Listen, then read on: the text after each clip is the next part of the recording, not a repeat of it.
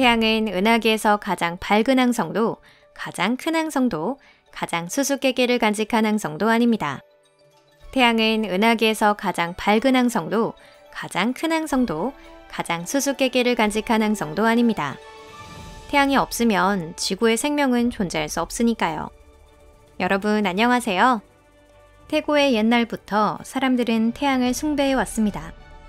태양을 추앙하고 태양을 모시는 사찰을 짓고 종교 노래를 만들고 제물을 바쳐왔습니다. 하지만 이곳은 뚝빅입니다. 이번 영상에서는 고대 신앙에 대한 것이 아닌 우리가 어떻게 종교적인 신앙심과 한 단계 더 나아가 관측기기를 이용하여 태양을 연구하기 시작했는지 소개해드리고자 합니다. 과연 우리는 어떤 것을 알게 되었을까요? 여러분 흥미가 가시나요? 그럼 바로 시작해보도록 하겠습니다.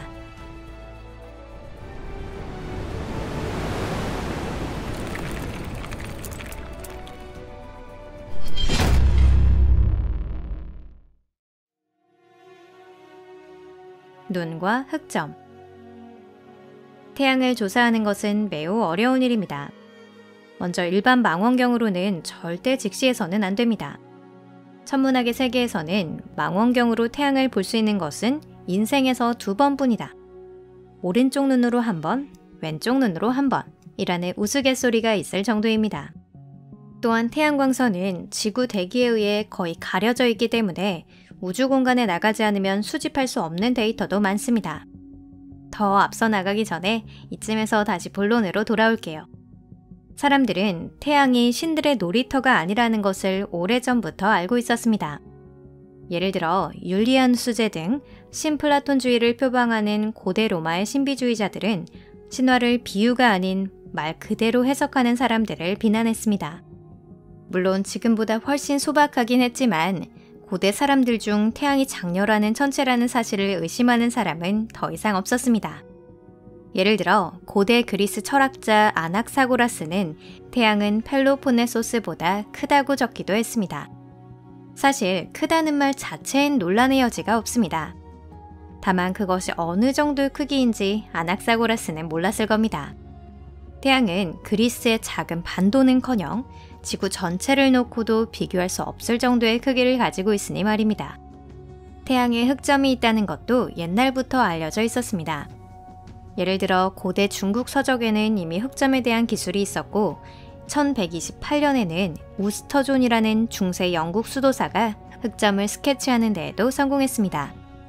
이 수도사와 중국 저술가 모두 태양을 육안으로 그나마 보기 좋은 일출, 일몰 시간대에 관측했던 것으로 보입니다. 태양의 본격적인 연구는 17세기 초 갈릴레이와 베네데토 카스텔리라는 두 위대한 이탈리아 천문학자에 의해 시작되었습니다. 그들은 종이 앞에 망원경을 설치하고 그 투영도를 조사했습니다. 이것은 현재도 아마추어 천문가 사이에서 사용되고 있는 가장 간단한 태양 관측법입니다. 또한 비슷한 시기인 1611년경에는 독일의 크리스토프 샤이너가 처음으로 헬리오스코프를 발명하기도 했는데요. 그는 일반 망원경에 장착되어 있는 일반 유리를 생유리나 스모크 유리로 교체한다는 생각을 고안해냈습니다. 그렇게 해서 눈을 다치지 않고 직접 태양을 관찰할 수 있게 된 것입니다. 연소와 발광. 거의 3세기 반 동안 태양 연구 방법은 갈릴레이, 카스텔리, 샤이너의 방법과 크게 다르지 않았습니다. 시간은 걸렸지만 헬리스코프와 계산을 통해 현재 어느 천문학 교과서에나 실려있는 가장 기본적인 정보를 얻을 수 있었습니다. 예를 들어 1672년에는 태양에서 지구까지의 거리가 처음으로 거의 정확하게 계산되었으며 실제와의 오차는 불과 1000만 킬로미터에 불과했습니다. 19세기 초에는 태양의 발광을 다양한 스펙트럼으로 조사할 수 있게 되었고 울러스톤과 프라운호퍼에 의해 흡수선이 발견되었습니다. 같은 무렵 태양과 거대 가스 행성에서는 풍부하게 존재하고 지구에는 거의 존재하지 않는 새로운 가스, 헬륨이 발견되었습니다. 1845년에는 흑점이 뚜렷하게 보이는 태양 촬영에 처음으로 성공했습니다. 또한 과학자들은 태양이 어떻게 불타고 있는지에 대해 오랜 논의를 벌여왔습니다. 최초로 태양은 운석의 낙하에 의해 계속 데워지고 있다는 설이 제시되었습니다. 하지만 이 설은 너무 부자연스러웠기 때문에 바로 부정되었습니다. 그 후 19세기 중반 켈빈과 헬리몰츠라는 두 위대한 물리학자에 의해 태양은 자신의 질량에 의한 수축으로 가열되고 있다는 설이 제창되었습니다. 이 가설은 100년 가까이 정설로 여겨졌지만 시간이 지날수록 새로운 데이터와의 모순이 계속해서 드러나게 됩니다. 이 모델에 따르면 태양의 추정 연령은 최대 2천만 년이었지만 다윈에 의해 몇몇 지층이 최소 3억 년 전의 것이라는 사실이 증명이 된 것입니다. 그리고 마침내 과학자들은 올바른 결론을 도출해냈습니다. 수축에 의한 가열 메커니즘은 확실히 존재하고 있었습니다.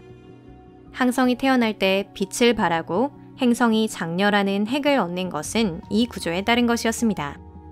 하지만 그건 태양의 발광이나 연소 자체와는 관계가 없었습니다. 태양은 다른 항성과 마찬가지로 핵 내에서의 열핵 반응에 의해 연소되고 있었습니다. 이 가설은 1920년대에 러더포드가 제창하고 다른 과학자들에 의해 발전해온 것인데요. 현재 정설로 굳어진 것이 바로 이 설이며 이는 더 이상 가설이 아닌 사실로 여겨지고 있습니다. 인공위성과 탐사선 20세기 중반까지는 태양을 지구에서 관측했을 때 당시 기술 수준에서 알 수 있는 것은 거의 모두 파악된 상태였습니다. 다행히도 바로 그 무렵 우주시대가 도래합니다. 그러면서 태양 연구도 새로운 시대를 맞이했습니다. 태양을 직접 관측할 목적으로 설계된 최초의 탐사선은 그 유명한 파이오니아 6호기부터 9호기까지입니다. 주요 임무 중 하나는 당시에는 아직 잘 알려지지 않았던 태양풍 조사였는데요. 파이오니아 9호는 1968년부터 1983년까지 가장 오래 가동되었습니다. 1970년대에는 탐사선 헬리오스와 스카이랩이 수성 궤도 근일점까지 태양에 접근했고 아주 가까운 거리에서 태양을 촬영하는 데 성공했습니다. 이 탐사선이 가장 흥미를 가졌던 부분은 코로나였는데요.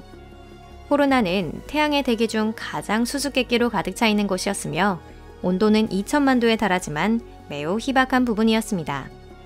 이 탐사기를 통해 코로나 중 온도와 밀도가 가장 낮은 코로나 홀이라는 영역을 발견할 수 있었습니다. 코로나 홀은 다양한 자기 폭풍에 의해 태양 플라즈마의 일부가 우주 공간으로 방출되어 태양풍의 일부가 됨으로써 형성됩니다. 이후에도 다른 탐사기에 의해 태양 코로나 조사는 계속되었지만 모든 탐사기에 중대한 결점이 있었습니다. 모든 탐사선이 황도면에서 관찰하고 있었기 때문에 양극의 관측이 어려웠습니다. 이 문제를 해결한 것이 바로 1990년 발사된 율리시스입니다. 율리시스는 스윙바이를 하기 위해 먼저 목성에 접근했고 그 후 태양으로 향했습니다. 그리고 태양을 양극에서 조사하는 데 성공했고 그곳에서도 매우 많은 흥미로운 것들이 발견되었습니다. 예를 들어 태양의 자기권은 그 전까지 과학자들이 예상했던 것보다 훨씬 복잡하다는 사실을 알게 되었고요. 또한 원인은 명확하지 않지만 적도 위보다 극역 쪽에서 태양풍이 약한 것으로 나타났습니다. 율리시스 이후에도 몇몇 탐사선이 보내졌고 그렇게 태양 코로나에 대한 더 많은 정보를 얻을 수 있었습니다. 하지만 안타깝게도 많은 문제가 아직 해결되지 않은 채 남아있는데요.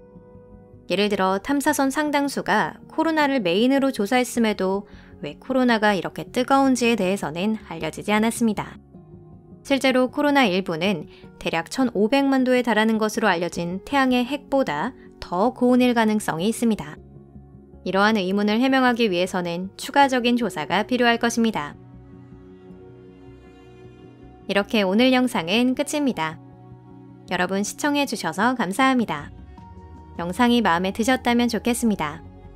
태양은 그 밖에도 수수께끼를 많이 품고 있습니다. 예를 들어 어두운 태양의 패러독스라고 불리는 문제가 그러한데요. 이는 계산에 의하면 성캄브리아 시대의 지구에 물이 존재하기에는 태양의 열량이 너무 적다는 문제를 말합니다. 다만 이건 태양과도 지구와도 밀접하게 연관되어 있기 때문에 따로 영상을 제작할 필요가 있습니다. 관심이 있으시면 영상을 만들어 볼게요. 채널 구독과 좋아요 버튼도 꼭 눌러주세요. 그리고 영상을 SNS로 공유하는 것도 잊지 마시고요. 항상 저희 채널을 응원해 주셔서 감사합니다. 그럼 잠시 동안 작별입니다. 다음 영상에서 뵐게요. 안녕히 계세요.